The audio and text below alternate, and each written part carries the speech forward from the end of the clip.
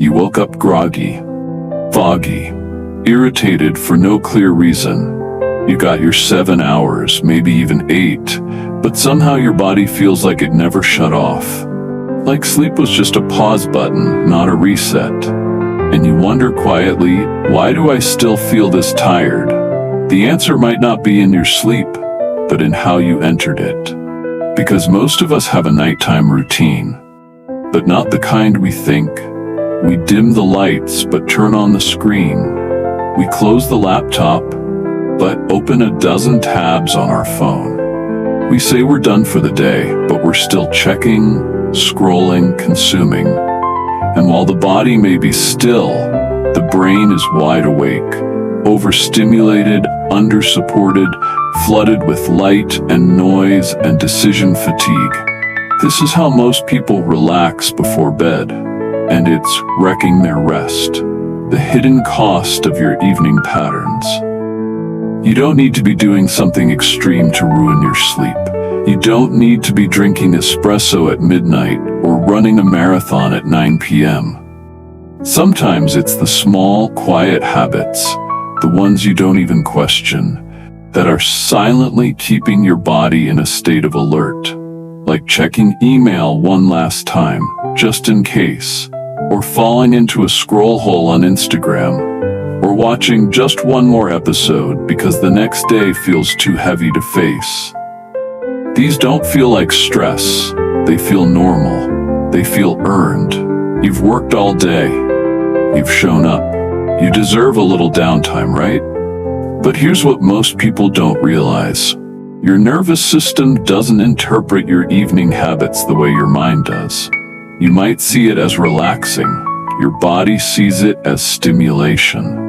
Every bright screen, every unpredictable notification, every plot twist on Netflix sends a tiny jolt through your system, and your brain, trying to protect you, stays awake a little longer.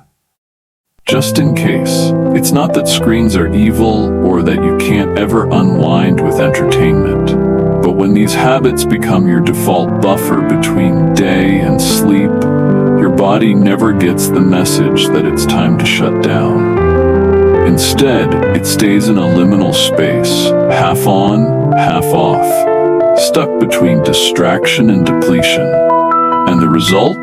You fall asleep exhausted and wake up unrestored. Because your body never fully crossed the threshold into true rest. It was too busy interpreting signals that said, "Stay alert, something might still happen, we're not safe enough yet." That's the hidden cost. Not just poor sleep, but sleep that becomes one more thing your body has to recover from. In the next part, we'll talk about why your internal chemistry, particularly cortisol and melatonin, is so easily thrown off by nighttime stimulation. And what that means for your ability to fall and stay asleep. Because good sleep doesn't begin at bedtime. It begins with how you close the day. The cortisol curve and nighttime stimulation. Your body runs on rhythm, not just your heartbeat or your breath, but your hormones. And one of the most important rhythms that affects your sleep is your cortisol curve. Cortisol is your alertness hormone. It's what wakes you up in the morning, gives you energy, keeps you focused. It's not bad. In fact, it's essential. But like all things in the body, timing is everything. In a healthy rhythm, cortisol is highest in the early morning. It peaks shortly after you wake up, then gradually tapers down throughout the day. By evening, it's supposed to be low, so that melatonin, your sleep hormone, can rise. That natural handoff between cortisol and melatonin is what prepares your body for rest. It's what creates the internal sense of, it's safe now, you can slow down. But that handoff doesn't happen automatically. It depends on signals. And here's where the problem starts. Modern nighttime habits are constantly sending the wrong signals. Bright screens, unpredictable content, emotional stimulation, blue light, multitasking, All of it tells your brain something important is still happening. And your brain, being protective, keeps cortisol elevated just a little longer, then a little more, until suddenly it's 11:30 p.m. and your body still thinks it's 4 p.m. You might feel tired but wired. Your eyes are heavy, but your mind is active. Or you lie down and feel your chest buzzing. Or you keep checking your phone, not because you care about the content, but because your nervous system doesn't know how to land. This is what disrupted cortisol looks like. Not full-on panic, just low-grade stimulation, enough to delay the melatonin rise, enough to steal your deep sleep, enough to make rest feel like something you have to fight for. And it builds up. Night after night, the rhythm gets a little more off. You stay up later, wake up groggier, reach for caffeine, crash in the afternoon, stimulate again in the evening, and repeat. The pattern becomes invisible because it becomes normal. But your body remembers. It remembers that you've been living outside your rhythm, and sleep, no matter how many hours you clock, can't do its full job when your hormones are out of sync. The good news? Your body can relearn. Your cortisol curve isn't fixed. It's adaptable if you start sending the right signals. Not through force, through consistency, through softness, through choices that remind your system, night after night, we're not in danger anymore. You can slow down now. In the next part, we'll talk about the difference between dopamine and safety and why so many relaxing nighttime habits leave you drained instead of restored. Because just because something feels good doesn't mean it's helping you rest. Dopamine hits first nervous system safety. At the end of the day, all you want is to feel better, to unwind, to escape, to turn off the weight of thinking, solving, holding it all together. So you reach for something that feels good, a scroll through TikTok, a binge on Netflix, a few rounds of online shopping, a snack you didn't even want, and for a moment, it works. You feel lighter, distracted, entertained, comforted. That's dopamine, the brain's feel-good chemical. But dopamine is not the same thing as safety. Dopamine is about reward. It's about more. It's what drives you to keep scrolling, to keep watching, to keep reaching for the next hit. It's not evil, it's part of being human. But when your evening routine is built entirely around dopamine, your nervous system never actually comes down. It stays active, alert, stimulated. You feel better, but not calmer. Because while dopamine can numb discomfort, it doesn't resolve it. It doesn't tell your body you're safe. It just says, this feels good right now. Let's keep going. And so, your brain rides that wave deeper into stimulation, even as your body quietly longs for stillness. Think of it like this. Dopamine is a spark. Safety is a grounding wire. One energizes, the other settles. One pulls you outward, the other brings you inward.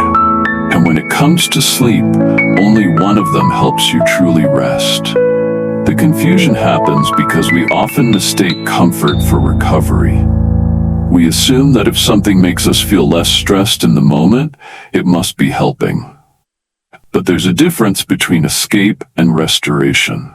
One numbs the noise, the other lowers the volume. So how do you know the difference? You pay attention to how you feel after the binge, after the scroll, after the snack. Do you feel more grounded or more scattered? Do you feel softer or just emptier? Do you feel like you've been cared for or just distracted? Dopamine can give you a high, but safety gives you a home.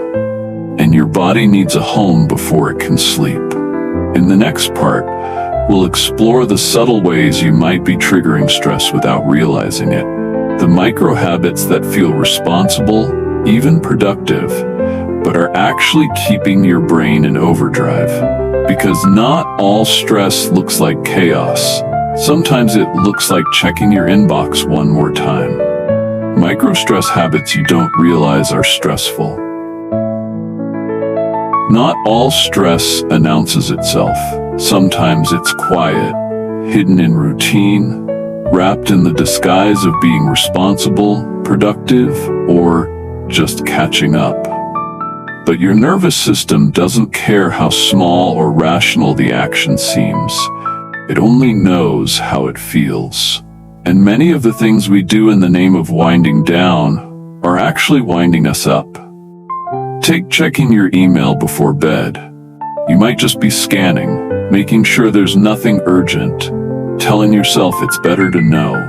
But even if the inbox is empty, your body has already shifted gears. The moment you open that app, your brain moves into anticipation mode, bracing for something new, something unfinished, something that might need a response. That's not rest. That's subtle vigilance. Or think about checking your bank account. It feels mature, responsible. A good habit, right? But even when nothing bad is there, your nervous system registers the numbers as a survival signal.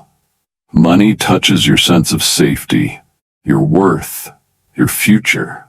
And even a 2-minute glance can stir up adrenaline that takes hours to settle. Then there's the news. Just a quick scroll to see what's going on in the world. But headlines aren't designed to inform. They're designed to hook. Fear, urgency, outrage. Even if you feel numb to it, your body is paying attention. Your heart rate rises, your muscles tense, your brain reactivates, and suddenly, the stillness you were trying to enter is gone. Even tidying up the kitchen, finishing that one last load of laundry, replying to a message from earlier, none of it is wrong. But it keeps your system in go mode. And when you're constantly doing one more thing, your nervous system keeps waiting for the end signal that never comes. These are micro-stress habits. Individually, they seem harmless. Together, they create a low-grade hum of tension that carries straight into your pillow. And then you wonder why your mind won't stop, why your chest feels tight, why you're sleeping but not resting. It's not about eliminating all these habits, it's about becoming aware. Asking, does this bring my body closer to rest or keep it slightly braced? The more you ask that question, the more space you create, not just to sleep, but to land, to release, to be. In the next part, we'll explore the deeper belief underneath many of these patterns, the idea that overstimulation is something you've earned, and why that mindset, though common, might be stealing the very rest you've worked so hard for, because you don't need to numb yourself to deserve rest. You just need permission to receive it. The myth of deserved overstimulation. You've made it through another day. You answered the emails, pushed through the meetings, held your emotions in check, smiled when you didn't want to, showed up when you were already running on fumes. So when the evening comes, something inside you whispers, you've earned this. And this might be binging a show, eating what's easy, scrolling for hours, zoning out to background noise. Not because you're lazy, but because you're depleted. Because your nervous system is screaming for relief. And in a culture that glorifies hustle, overstimulation has become a reward. We call it winding down, but really, it's numbing out. And while it may feel good in the moment, it doesn't leave you nourished. It leaves you emptier, because you're trying to refill your tank with content, with noise, with quick dopamine, instead of giving your body what it's truly asking for: presence, softness, pause. We've been taught that rest must be earned, that exhaustion is a badge of honor, that the day only counts if you're depleted at the end. And so, when nighttime comes, we reach for stimulation disguised as self-care. Because real rest feels too unfamiliar, too quiet, too slow. But here's the hard truth. Just because you earned your exhaustion doesn't mean you have to double down on it. You don't have to prove how tired you are by dragging yourself through more stimulation. You don't have to deserve stillness by first numbing everything else out. Rest is not a treat for the perfect. It's a right for the human. And the more you replace true restoration with noise, even noise you enjoy, the more you signal to your nervous system that slowing down isn't safe. That movement equals survival. That presence equals pain. That's how overstimulation becomes a cycle. Not because it feels good, but because stillness has become unfamiliar. But here's the invitation. You can break that cycle. You can learn that quiet isn't punishment, that softness isn't weakness, that you don't need to earn your way into rest. You just need to trust that rest will hold you, even if you're not finished, perfect, or in the mood. In the next part, we'll talk about how to gently shift out of these draining habits, not by cutting them off with shame, but by replacing them with recovery rituals that speak the language your body actually understands. Because your body doesn't want to be entertained, it wants to be restored. How to replace drain habits with recovery habits. The goal isn't to shame your habits. You don't need more judgment. You need options, gentle, nourishing alternatives that don't just fill time, but restore capacity. Because when you're tired at the end of the day, what you reach for matters. Not because you need to be perfect, but because your nervous system is listening. And most of what you've been taught to reach for stimulates you. So instead of saying, no more scrolling, say, what could feel soothing instead? Instead of, stop watching so much TV, ask, what might help me land in my body tonight? Replacing drain habits with recovery habits isn't about willpower. It's about offering your system a different texture, one that signals safety, not stimulation. Start small. Swap the bright, cold screen for warm lighting. Candles, salt lamps, string lights. Your brain associates warm light with sunset, with winding down, with a world that's slowing, not speeding. That one cue alone can lower cortisol without you doing anything else. Trade the late night binge watch for music that makes your shoulders drop. Not a podcast that teaches, not a playlist that hypes. Something ambient, wordless, safe. Music that doesn't pull your attention outward, but lets you settle inward. If you need movement, don't stop it, soften it. Gentle stretching, slow walks, swaying in place, rocking side to side. These aren't workouts, they're nervous system language. Repetitive, rhythmic motion tells your body, the threat is gone, you can come down now. Instead of numbing with sugar or snacks, offer yourself warmth, a cup of tea, a heated compress, a cozy blanket. The body doesn't always need fuel. Sometimes it just needs comfort, the kind that wraps, not the kind that spikes. And if you still need to do something, make it sensory. Oil your hands, touch your own skin slowly. Light a scent that you only use at night, lavender, sandalwood, cedar. Your body will begin to associate it with letting go. Ritual, not reaction. The key is not perfection. The key is repetition. Over time, these choices become cues, and your system begins to shift automatically. Not because you forced it, but because you gently taught it how. You're not giving something up. You're returning to something wiser. You're letting the body remember that peace doesn't come from distraction. It comes from connection. In the next part, we'll explore the power of reclaiming the 60 minutes before sleep. Not with pressure or rigid rules, but a sacred space. A container of calm, where your thoughts don't have to race, because you're finally giving them somewhere soft to land. Reclaiming the 60 minutes before sleep. What if the last hour of your day wasn't just a countdown to collapse, but a sacred return? What if it wasn't about finishing tasks or filling time, but about unwinding your nervous system with intention, one gentle choice at a time? You don't need to overhaul your life. You just need to reclaim this 1 hour. The 60 minutes before sleep are not a performance.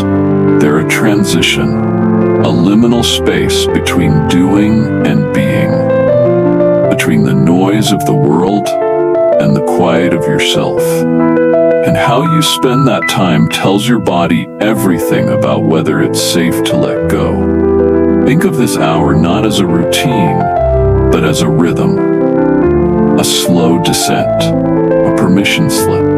You can begin by subtracting stimulation, not with rules, but with curiosity. What happens if you close the laptop 30 minutes earlier? What happens if you silence notifications, dim the lights, turn your phone face down and walk away? Not forever, just for now, just for this hour. Then add presence. One small thing that feels kind, a warm cloth on your face, a stretch that makes your breath deepen, a page in a book that doesn't ask you to learn, just to be with the words, soft textures, quiet music, the scent of something earthy or floral or woodsy, something that tells your animal body, the day is ending. Let this hour be slow on purpose, not as punishment, but as a gift. You've been in motion all day, physically, mentally, emotionally. Now is the time to stop chasing, stop fixing, stop performing. Now is the time to land. You can build a tiny ritual, one you repeat every night. It doesn't have to be impressive, it just has to be yours. Light a candle, whisper a thank you, journal one line, here's what I'm letting go of tonight, or what I survived today was not for Instagram, not for perfection, just to honor your capacity. The goal is not to get sleepy, the goal is to get safe. And when your body feels safe, sleep comes as a companion, not a demand. You don't have to earn this hour. You don't have to optimize it. You just have to show up for it, gently, again and again, until your nervous system starts to believe, I am allowed to land, I am allowed to be still, I am allowed to rest. In the next part, we'll bring all of this together, not as more information, but as a closing breath. Because you deserve to end your day with dignity, not distraction. And that shift begins now. Ending the day with dignity, not distraction. You deserve more than a night filled with noise. You deserve more than closing your day with a blur of content, half-finished thoughts, and lights that never dim. You deserve a closing ritual, a moment that says, this day is over, and I showed up for it, and now I can let it go. Distraction is easy. It's everywhere. It promises escape, but it doesn't give you back to yourself. It just postpones the moment you have to feel, the moment you have to listen, the moment you have to be still. And stillness, though terrifying at first, is where your dignity lives. Not the kind of dignity that performs, the kind that remembers, I am more than what I did today. I am worthy, even if I did nothing at all. So as you move toward your pillow tonight, ask yourself gently, what would it look like to end this day with reverence? Not control, not discipline, reverence. What would it feel like to close your eyes, not because you're running from the world, but because you trust that you've done enough, and that now your only job is to rest. Let go of the pressure to finish everything. Let go of the urge to just check one more thing. Let go of the belief that your value lives in your effort. End the day like someone who knows their worth does not depend on what they consume, fix, or prove. Let your final act be softness. Let your final breath be slower than the one before. Let your final thought be kind. You don't need to numb the weight of your day. You just need to set it down with love. And sleep will come, not as a struggle, but as a welcome guest. If this episode helped you see your evenings in a new light, I hope you'll carry one small change with you tonight. Not all of it, just one shift, one softer breath, one kinder choice. That's how your body learns. That's how your rest begins. If you haven't yet, follow the podcast or subscribe to the channel so you don't miss the next episode. We're going to dive into how your morning habits actually shape your nighttime rest. Yep, the cycle begins long before you think it does. And if you know someone who ends every day with distraction, not because they want to, but because they don't know what else to do, send this their way. Sometimes a quiet voice is all it takes to start a new rhythm. Lastly, I'd love to hear from you. Comment below or leave a review. What's one habit you're ready to release tonight? What's one small moment of dignity you want to reclaim? You don't have to be perfect to rest well. You just have to believe. Until next time, be gentle and sleep true.